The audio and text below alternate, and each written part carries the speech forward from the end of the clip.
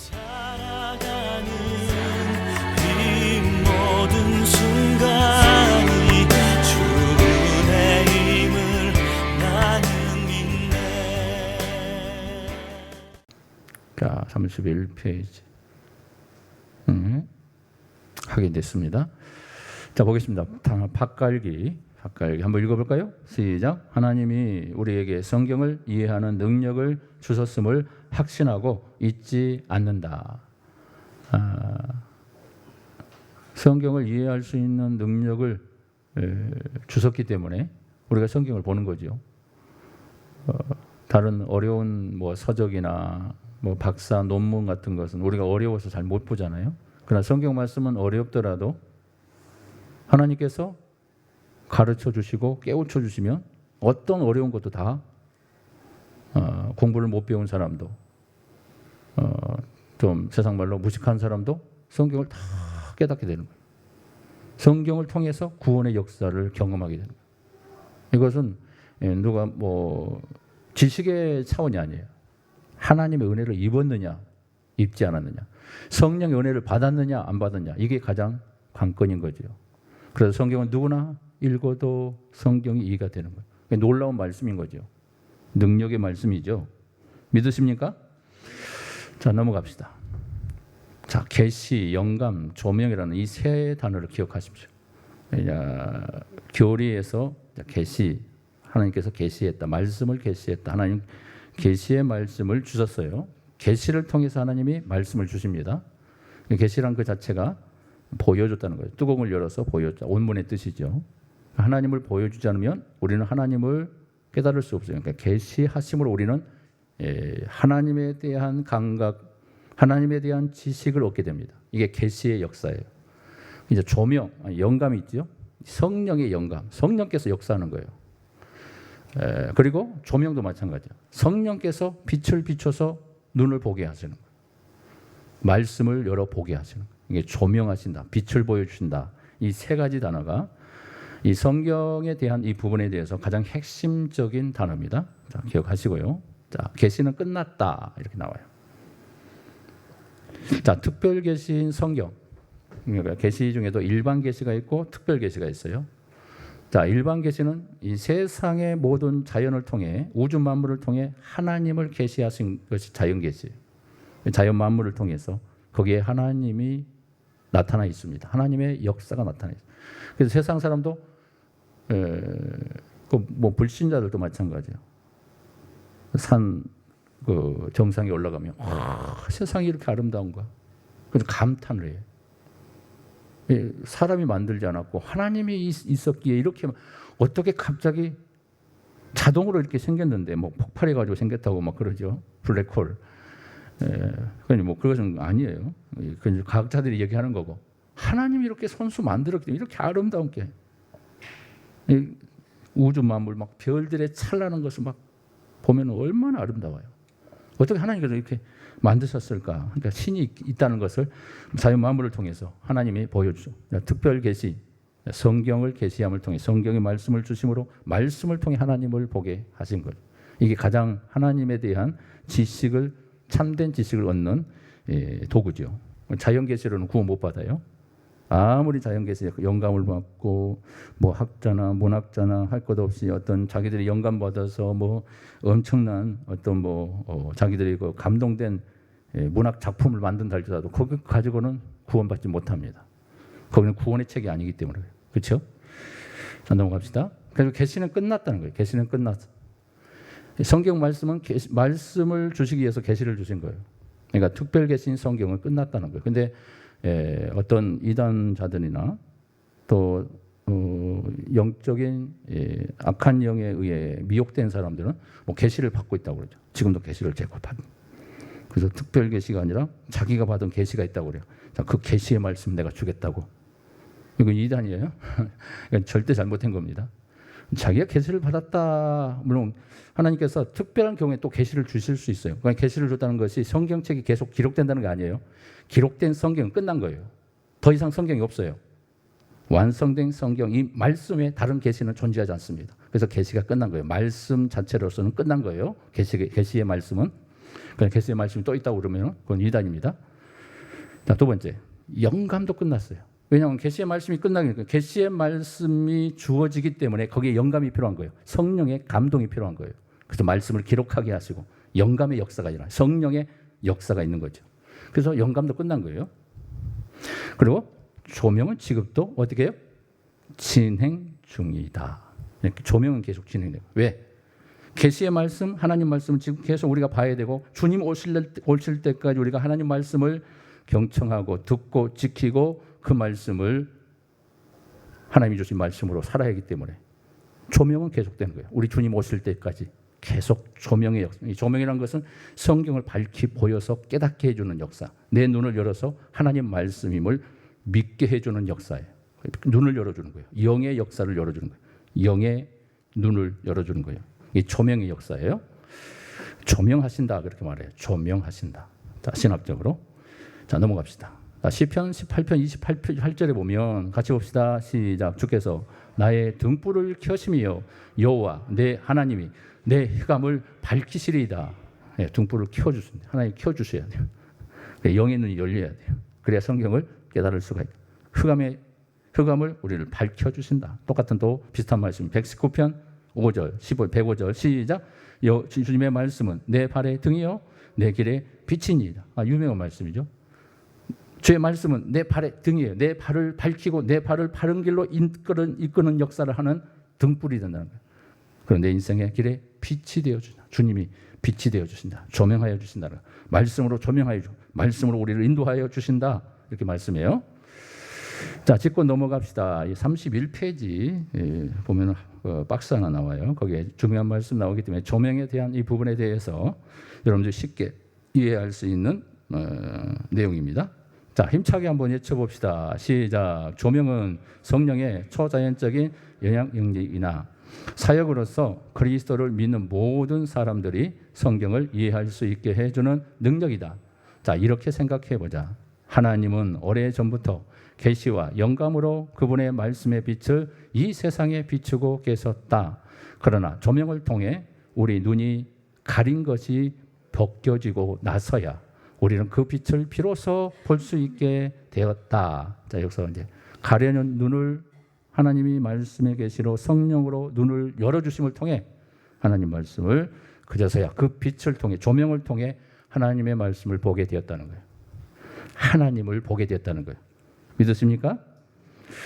자, 그렇습니다. 성경의 성도의 삶의 조명이 이루어지려면 네 가지가 필요합니다. 자, 여러분 이제 숫자로 안 나와 있는데 제가 구분하기 쉽게 하기 위해서 네 가지로 단어는 네 가지로 나오는데 거기 앞에 여러분들 교재에는 숫자가 안 나와 있어요. 초기에 만든 교재라서 좀 그런 것 같아요. 자, 네 가지. 첫 번째, 큰 글자로 나오죠. 타이틀. 하나님의 말씀을 사랑하라. 뭘 사랑하라죠? 자, 깊이 사랑하라. 자, 32페이지 넘어갑니다. 깊이 사랑하라. 119편 97절 보면 내가 주의 법을 어찌 그리 사랑하는지요. 내가 그것을 종일 작은 소리로 읊조리나이다. 그냥 묵상한다는 말이에요. 읊조리나이다 말이에요. 네, 종일 작은 소리로 묵상합니다. 하나님 말씀을. 예, 그 말씀을 가까이 하고 사랑하는 거죠. 자, 두 번째 119편 127절 읽어봅니다. 시작. 그러므로 내가 주의 계명들을 금 곧 순금보다 더 사랑하나이다. 자, 여러분 금 좋아요 안 좋아요? 금 좋지요. 금값 엄청 비싸죠.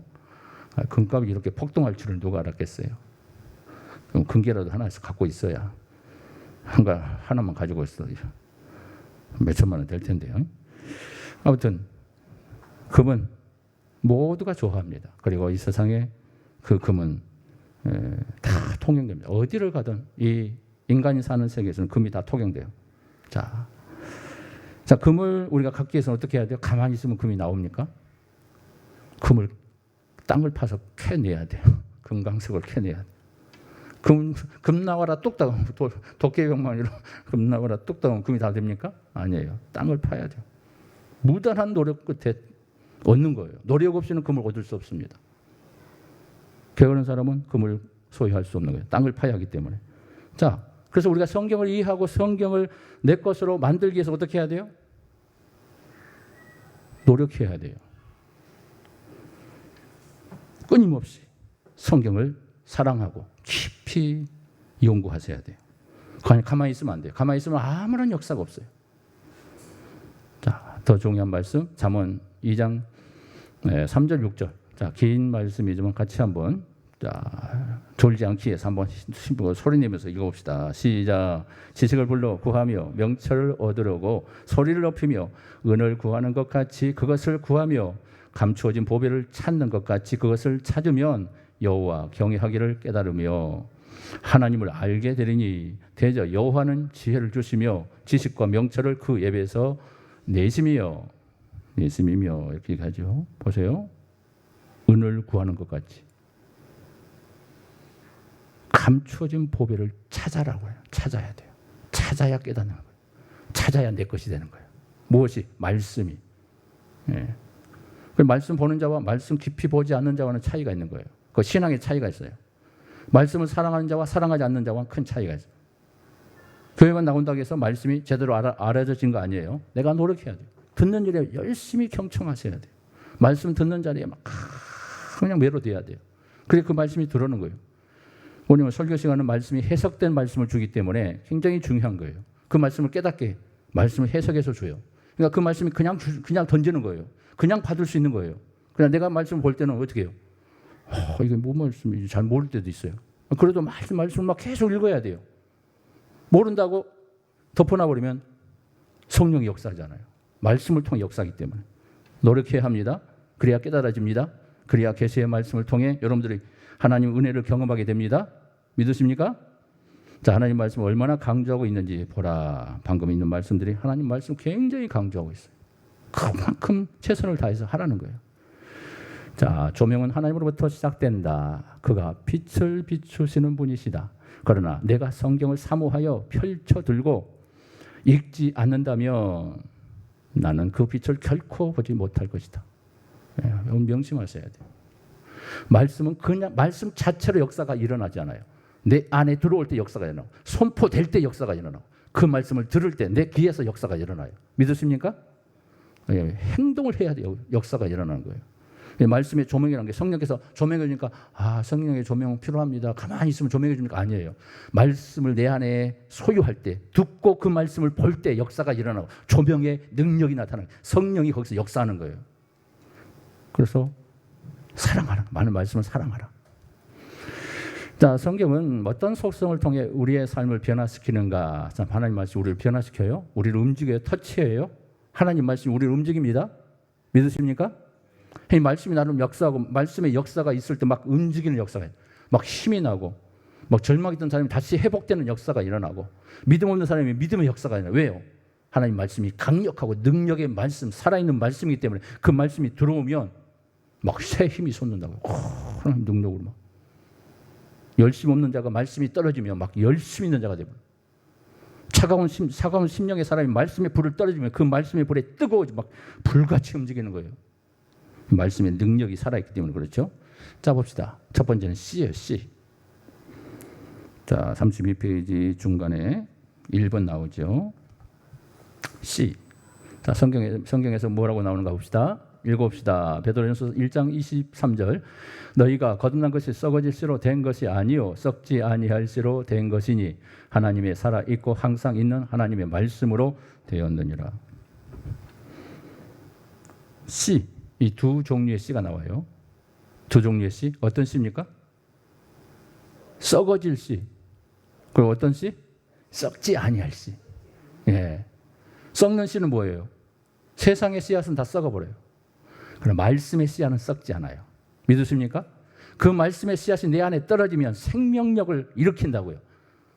강력한 생명력. 씨앗에 생명의 능력이 있다잖아요. 아무것도 아닌 씨앗 갑자기 땅에 떨어지니까 수분이 막 거기에 적시면서 갑자기 씨앗이 막 촉이 막 나오기 시작, 막 음이 터요, 막 움직여요, 껍질이 벗겨져요. 그리고 거기서 순이 나와서 순이 줄기가 나와요. 신기하죠? 뭐가 있어요? 씨앗 속에 뭐가 있어요? 생명이 되는 거예요. 생명. 자, 그런데 그것은 썩어서 없어져 버려요. 열매 맺고 썩어서 죽어버려요. 나무를 자르면 죽어버립니다. 이 세상과 함께 멸망해서 없어져 버려요. 소멸되어 버려요. 불에 타버립니다. 그냥 생명의 씨앗, 말씀의 씨앗은 어때요? 우리 안에 심령 속에 떨어지면 어떻게 됩니까? 썩어져요? 썩지 않아요. 살아있는 생명의 역사예요. 나를 살려요. 그 말씀이. 그래서 썩어질 씨가 아닌 살아있는 말씀으로 우리가 거듭났다. 생명의 역사가 시작됐다. 내 안에 생명이 신기워졌다. 이렇게 말씀하는 거예요. 말씀의 씨, 생명의 씨가, 말씀의 씨가 여러분들 안에 들어온 줄 믿으시길 바랍니다. 자, 두 번째, 검이에요. 검. 무엇이라고요? 검. 자, 에베소서 6장 17절 유명한 말씀이죠. 구원의 투구와 성령의 검 곧 뭘 가지라? 하나님의 말씀을 가지라. 자, 말씀이 뭐랍니까? 성령의 검이래요. 검. 말씀이 검입니다. 검이란 게 뭐예요? 무기. 막는 무기예요. 무기. 공격하는 무기입니다. 누구를 공격해요? 사탄을 공격하는 무기입니다. 할렐루야. 무기를 가지라는 거예요. 무기 없이 어떻게 싸워요? 내 안에 무기 없으면 어둠의 권세가 우리를 흔들어 버립니다. 우리 신앙 다 무너뜨려 버립니다. 내 안에 말씀의 씨앗으로, 말씀의 능력으로, 성령의 검으로 내 안에 무장하면 어둠의 권세가 우리를 흔들지 못합니다. 말씀의 검으로 물러갈지어다. 선포하는 거예요. 싸우는 거예요. 싸워서 이깁니다. 사탄의 미혹을 압니다. 미혹을 물리칩니다. 따라가지 않습니다. 미혹되지 않습니다. 넘어가지 않습니다. 검으로 물리쳐냅니다. 자, 보세요. 두 번째는 히브리 4장 12절, 이것도 유명한 말씀이죠. 한번 읽어볼까요? 시작. 하나님의 말씀은 살아있고 활력이 있어 좌우의 날선 어떤 검보다도 예리하여 혼과 영과 및 관절과 골수를 찔러 쪼개기까지 하며 또 마음의 생각과 뜻을 판단하나니. 보세요. 하나님 말씀에 살아있다고 그래요. 거기 여러분 보면 내용에 보면 주명한 말씀이 나와요. 자, 두 개의 검이 나와요. 무슨 검? 성령의 검, 하나님 말씀의 검. 자, 보세요. 여러분 교재에 나와 있어요. 한번 읽어봅시다. 시작. 에베소서에 나와 있듯이 우리는 검을 손에 들고 온수를 막는다. 그리고 히브리서에서 말하듯 하나님의 손에 검을 들고, 하나님은 검을 들고 우리의 삶을 찔러 쪼개신다. 자, 보세요. 우리는 검을 가지고 싸워서 온수마귀를 물리쳐요. 그런데 하나님은 말씀의 검으로 어떻게 한다고 우리를요? 말씀의 검으로 우리를 어떻게 한다고요? 쪼개신대요. 말씀의 단련, 말씀으로 불순물을 하나님께서 태워버리고 말씀으로 그 모든 것을 연단한답니다. 쪼개신답니다. 그래서 하나님 말씀을 통해 이런 강력한 역사가 일어나고 있다는 것. 하나님 말씀이 나를 얼마나 강하게 쪼개고 있는가, 나를 변화시키고 있는가, 하나님 말씀으로 여러분 책망을 받고 있는가, 그 말씀의 책망을 받으셔야 돼요. 그래서 사람이 책망하면 금방 우리가 시험 들어요. 그런데 하나님 말씀에 책망 받으면 어떤 책망을 받아도 시험에 안 들어요. 하나님 말씀의 책망을 받으니까, 성령의 책망을 받으니까, 그 말씀의 책망을 받아야 내가 고쳐낼 수 있는 거예요. 내 잘못이 무엇인가 깨닫게 되는 거예요. 사람이 직접 가르쳐주면 깨닫지 못해요. 내 잘못을 지적한다고 그래요. 그러나 성령이 깨닫게 하면 거기서 막 눈물이 폭포 쏟아져요. 거기서 막 회개각성한 역사가 일어나요. 이런 역사가 일어나야 돼요. 이게 변화의 역사예요. 다르게 변한 게 아니라 말씀을 통해 변화가 역사가 일어나는 겁니다. 말씀의 부딪힘을 통해서. 자, 계속 말씀을 봅니다. 세 번째, 식물이에요. 자, 식물이란 무슨 말인가? 자, 예레미야 15장 16절에 보면 만군의 하나님 여호와시여 나는 주의 이름으로 일컬음을 받는 자라 내가 주의 말씀을 얻어 먹었사오니 주의 말씀은 내게 기쁨과 내 마음에 즐거움이 오나. 자, 예레미야에게 하나님께서 두루마리 성경을 직접 주시면서 먹으라고 그래요. 예레미야 선지자가 그 말씀을 두루마리 성경을 찢어가지고 먹어요. 직접. 진짜 먹어요. 왜 그랬을까요? 이스라엘 백성이 하도 안 먹으니까 네가 한번 먹는 흉내라도 내면서 먹어봐라. 이스라엘 백성들에게 그렇게 살라고, 하나님 말씀 먹고 살라고 이렇게 예레미야 선지자를 통해서 보여주시는 거예요. 백성들에게 보여주면서. 하도 말씀 안 먹으니까. 예레미야 선지자가 무슨 죄가 있어요? 종이를 그냥 씹어서 먹으라고 하는데 하나님 먹으라니까 먹어야지. 백성들이 안 먹으니까 대신해서 먹는 거예요. 여러분도 안 먹으면 하나님 나한테 먹으라고. 목사님, 조 목사 네가 먹어라. 두루마리 성경으로 꿈에 나타나가지고 너 먹어. 성경 한 권 다 찢어서 먹어. 그러면 저는 못할 거예요. 하나님 저 못해요. 이거 먹다가 죽어요. 그리고 저는 안 할 거예요. 근데 에르미야 선지자는 먹었어요 직접. 아이고, 에르미야 선지자가 정말 고통스러운 삶을 살았어요. 백성들이 하도 안 하니까. 에르미야 선지자에게 하나님께서 직접 막 보여주면서 예루살렘 가서 그것을 해서 멍에를 메고 네가 흉년을 내면서 예루살렘 성에서 돌아다니라고 그래요. 얼마나 부끄러운 거예요. 멍에를 메고 자기가 소가 된 것처럼 멍에를 메고 돌아다녀. 하면서 막. 아이고, 왜 그래요? 너희들이 앞으로 바벨론에 의해서 쇠사슬에 끌려갈 것이다. 이걸 보여주는 거예요.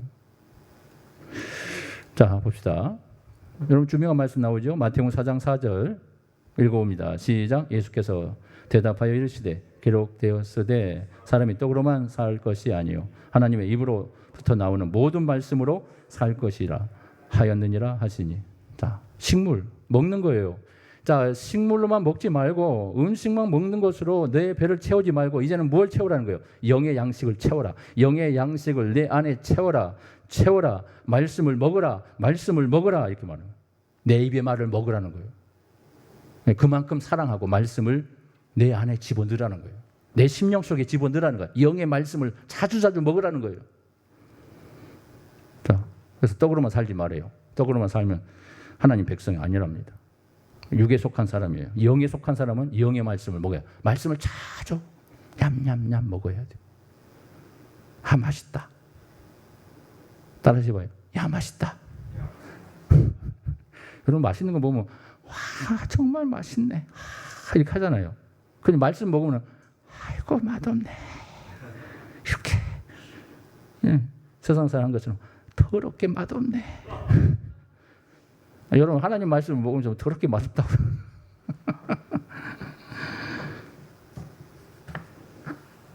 예.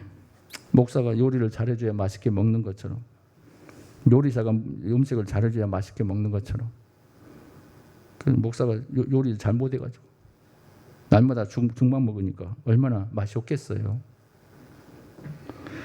여러분 맛있게 먹으시길 바랍니다. 아이고 죽도 감사합니다 하면서 먹어요. 아, 죽도 맛있다 하고.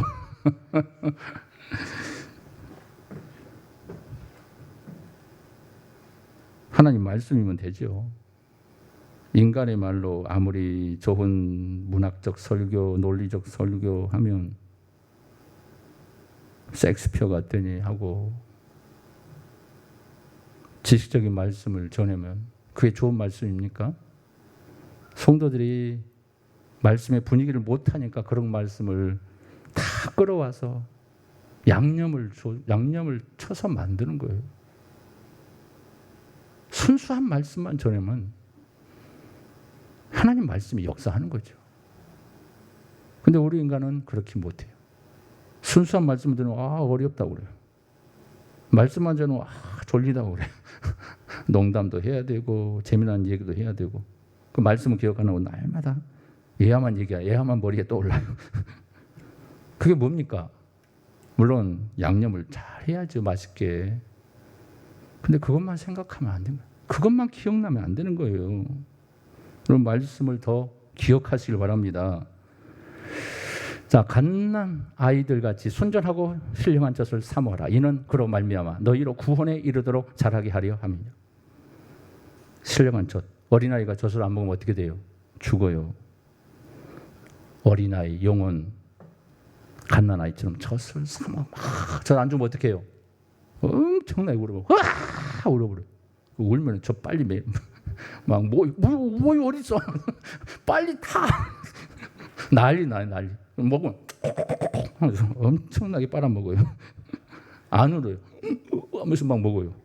이거 신기해가지고 애 킬 때 아이고 아이들 우유만 빨리면 울음이 끝쳐버리고.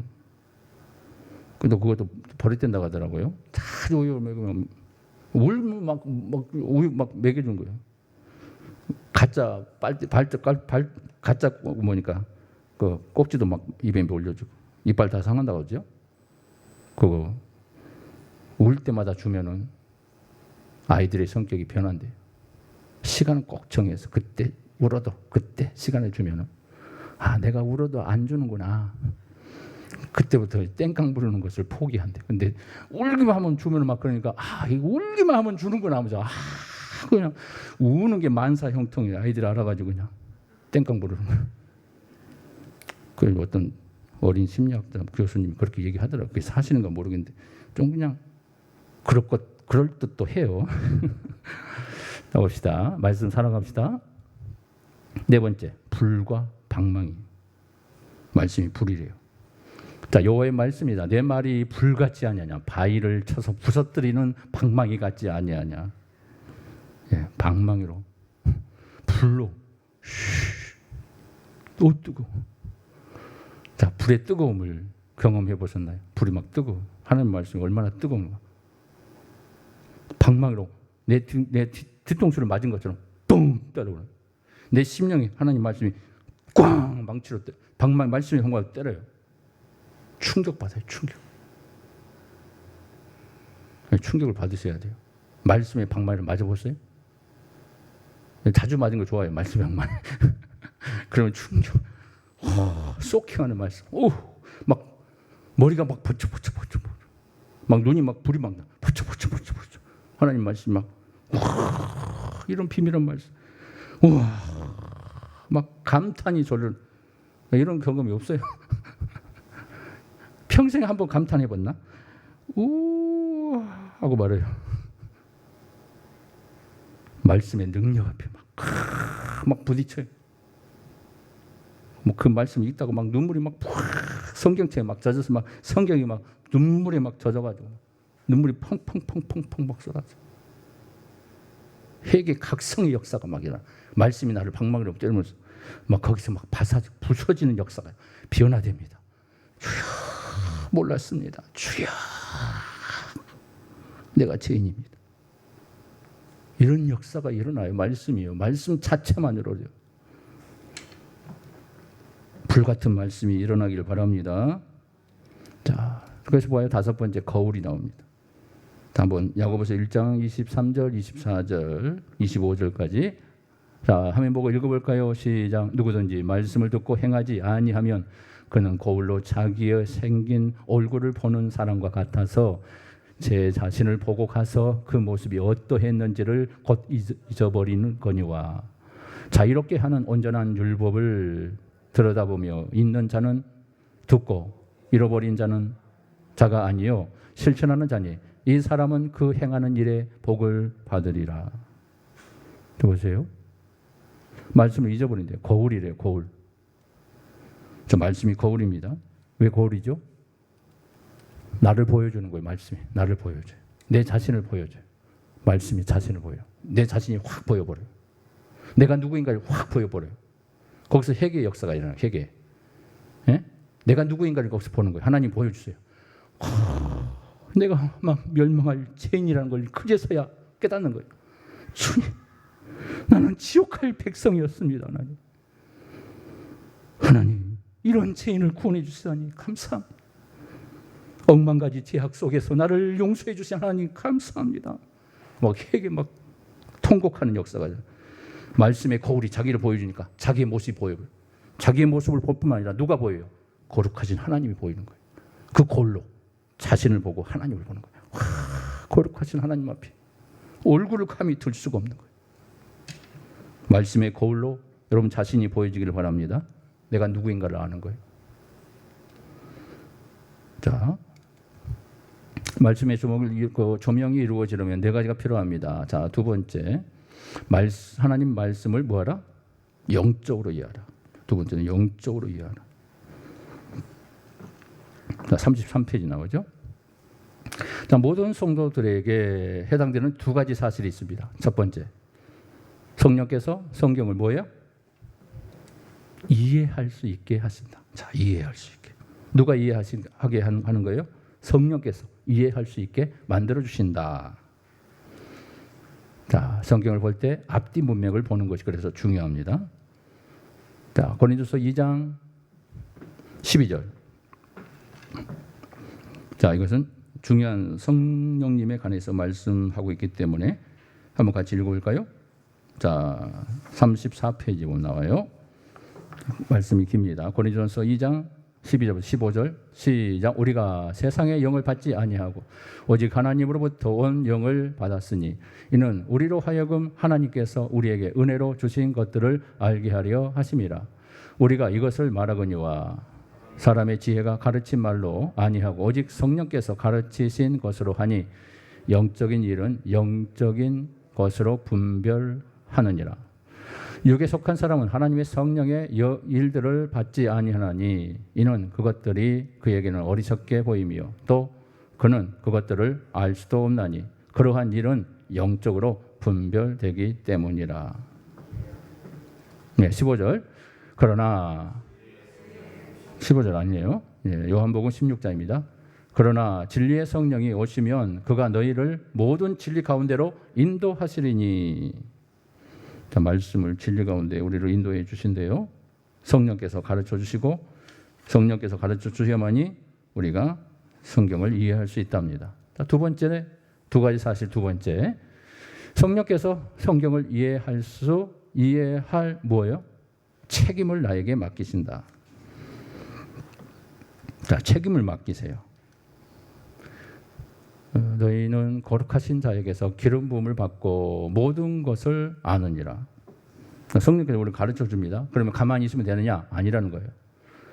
가르칠 필요가 없고 오직 그의 기름 부심이 통해서 그 가르치며 참된 거짓이 없는 것을 우리로 가르치고 그대로 주 안에서 거하라. 성령께서 그렇게 가르쳐 주신대요. 그렇다고 해서 우리가 가만히 있으면 되느냐? 아닌 거예요. 내가 열심히 성경을 봐야 합니다. 연구하고 깨달아야 합니다. 자, 세 번째, 하나님의 말씀을 뭐예요? 정확하게 다루라. 하나님의 말씀을 정확하게 다루어야 합니다. 하나님 말씀을 애곡하지 말라는 거예요.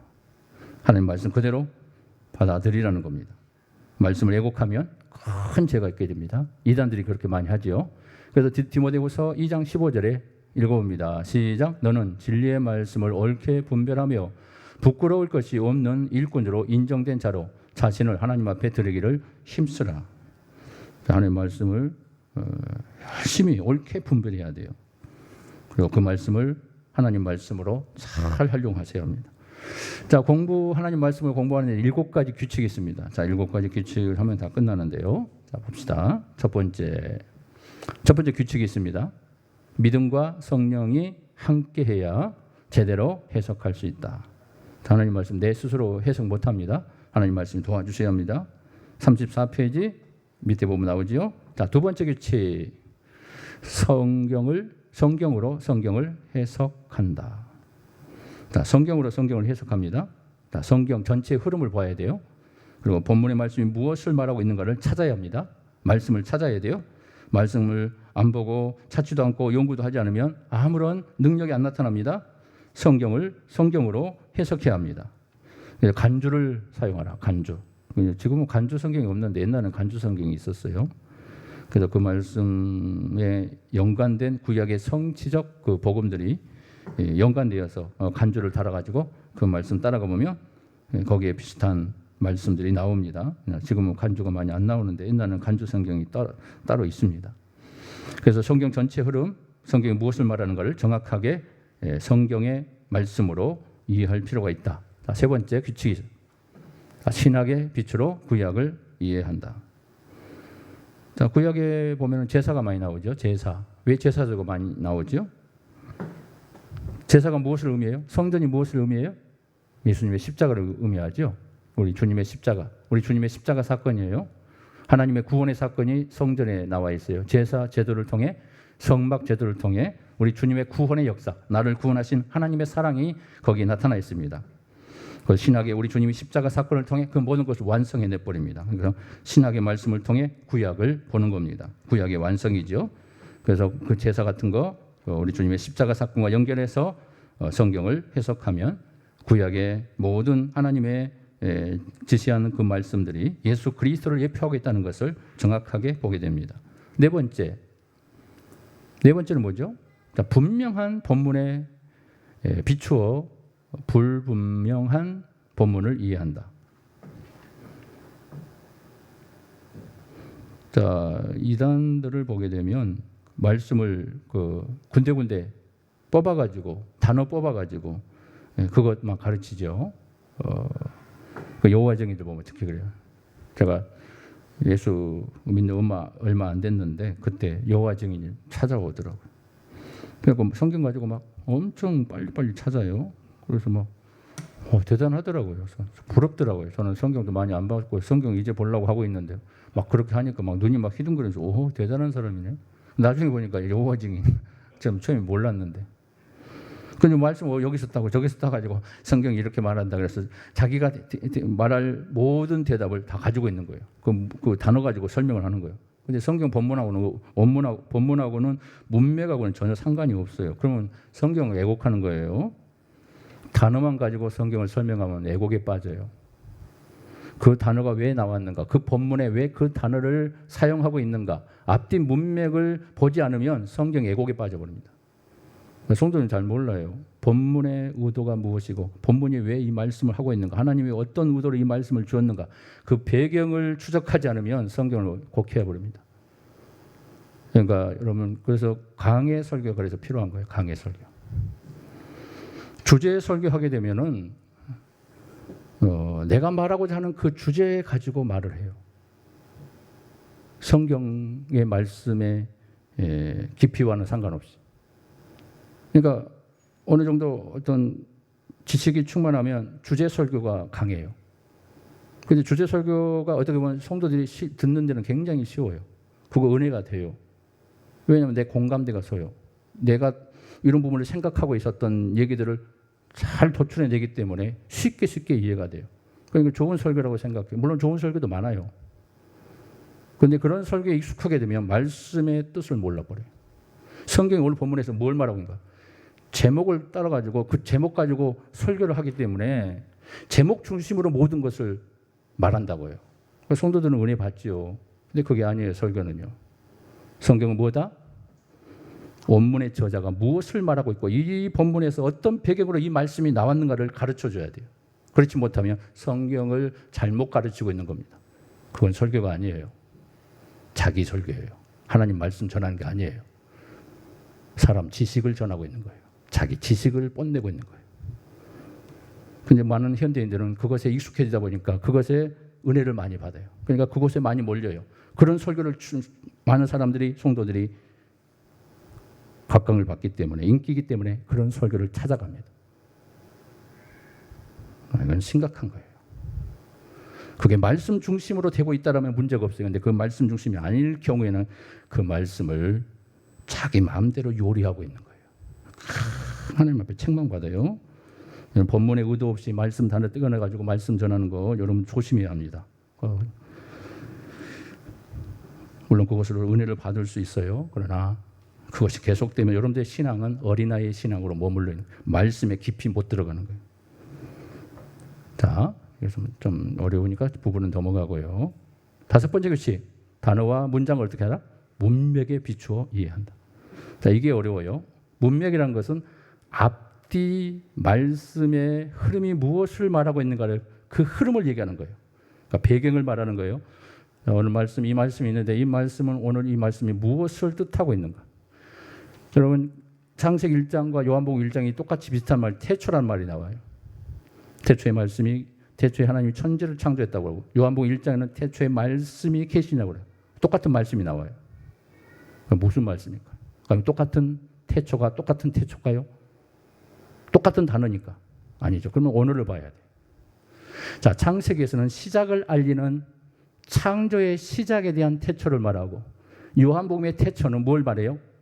영원한 시간의 시작을 말하고, 하나님의 시간을 얘기하고 있어요. 이게 태초라는 단어가 똑같지만은 그런 부분에서 본문의 배경 쪽에 있어서 다른 겁니다. 그러니까 해석이 달라져 버려요. 적용이 달라져 버려요. 해석이 달라지면 적용이 달라져. 문제가 심각해져요. 성도들이 다른 걸로 가는 거예요. 하나님 말씀을 왜곡된 것으로 해석해서 적용을 자기 뜻대로 적용을 해버립니다. 문제가 되는 거죠. 내 말씀은 내 마음대로 해석해서 내 마음대로 말씀을 난도질해가지고 그 말씀대로 나는 적용했다고 가르쳐요. 그걸 적용했다고 그래요. 근데 적용은 적용하는 부분은 다 다양할 수 있지만 그 말씀에 입각한 적용이 아니면 그것이 말씀에 인도받는 게 아니에요.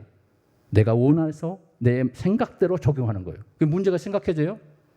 그렇게 되면 신앙에 엄청난 문제가 생깁니다. 나중에.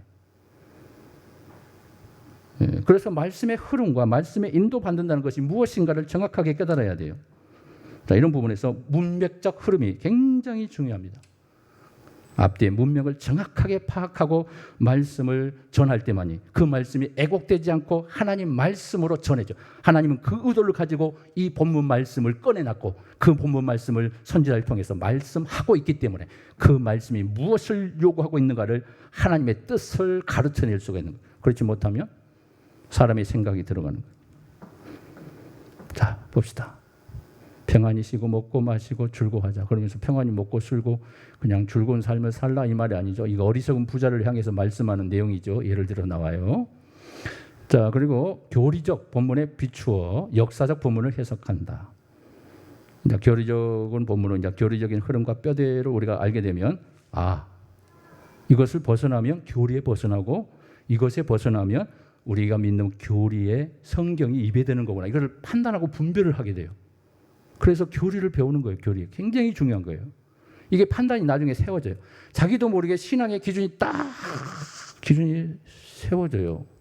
교리를 배우게 되면. 교리를 안 배우면 몰라요. 교리의 기준이 없어요. 그래서 생각하는 가치가 다 달라지는 거예요. 그리스도인은 똑같지만 한 곳에 말씀 배우지만 생각하는 방향이 다 달라져 버려요. 다 달라져. 자기 생각대로 다 달라져. 기준이 없어요. 기준. 그러니까 교리가 굉장히 중요한 거예요. 천주교인들은 교리 초신자가 되면 태신자가 되면 교리를 어마어마하게 책 몇 권을 다 배워요. 우리 장로교나 우리 기독교에서는 이 교리가 너무 등하요. 그러니까 성경 배우는 것을 막 성경 공부한다고는 막 그냥 거기서 막 빨려드는. 이단 선천지가 그걸 이용해가지고 성경 공부하다가 막 기존교회에서 성경 공부 못하는 교회들이 많다 보니까 거기에 빠져버려요. 자, 시간이 다 돼갑니다. 자, 7번째. 성경의 빛에 비추어 개인적 경험을 이해한다. 자, 성경의 빛에 비추어서 개인적 경험을 이해한다는 말은 내 경험이 앞서도 안 돼요. 자, 하나님께서 경험을 주시고 은혜를 주실 때도 그 사람에게 맞는 은혜를 주세요. 그러면 내가 받은 은혜가 모든 사람들에게 통용된다고 생각하면 안 돼요. 나는 이런 경험을 했습니다. 그것으로 끝나는 거예요. 내가 받는 은혜 똑같이 받아야 한다고 생각하면 안 돼요. 말씀의 기준에서 같은 은혜는 있지만 그냥 내가 경험한 그 신앙의 경험이 모두가 같이 통용된다고 생각하면 안 됩니다. 그럼 그걸 주입할 필요 없어요. 내 경험이 앞서가는 거예요. 말씀보다 내 경험이 앞서가면 안 돼요. 내 지식이 앞서가도 안 돼요. 말씀이 앞서가게 되고 말씀에 인도받는다는 것은 말씀이 빛에 비추어서 개인적 경험을 이해해야 돼요. 경험으로 말씀을 보면 안 돼요. 무슨 말인지 알겠죠? 예, 그래서 이게 적용 면에서 굉장한 문제가 생깁니다. 나중에 내 경험을 앞세서 말씀을 보다 보면 그 경험으로 모든 것을 판단하고 모든 것을 결정해 버려요. 잘못됩니다. 말씀이 인도가 아니에요. 말씀이 인도하는 대로 내 경험도 그 말씀이 인도하면 따라가야 돼요. 내 경험이 잘못된 것이 말씀이 지적하면 그것은 잘못된 거예요. 고쳐내야 합니다. 내 경험이 먼저가 아니에요. 무슨 말인지 알겠죠? 예, 말씀으로 가르침을 받아야 합니다. 자, 아무개도 빛도 지지 말라. 뭐 이것은 예, 뭐 빛이 없이 사는 건 좋겠지만은 성경에서 이 말씀을 그대로 문자적으로 적용해서도 어렵습니다. 그러면 성도들 그러면 빛 없이 사는 사람만 진실한 성도입니까? 아니죠. 살다 보면 또 빛이 국가에서도 빛을 다 이렇게 내어주고 그러잖아요. 그런 것들 통용되고 있잖아요. 그렇다고 성경의 말씀이 빛도 지지 말라 그렇기 때문에 빛 없는 삶을 살아야 한다. 물론 그렇게 하면 좋죠. 그러나 남에게 피해를 주면서 세상 사람들처럼 무가치하게 그렇게 살면 안 된다 하는 것을 말하기 위해서 그런 거지. 빛 없이 살아라. 이것이 진리다. 그 말을 하는 게 아니에요. 말씀을 잘 적용하셔야 돼요. 어떤 부분에서 문자적으로 적용해 버려요. 그러면 또 심각한 문제가 생겨요. 자, 그런 부분들 우리가 이해할 필요가 있다. 자, 네 번째 마지막이에요. 하나님의 말씀을 뭐예요? 부지런히 연구하라.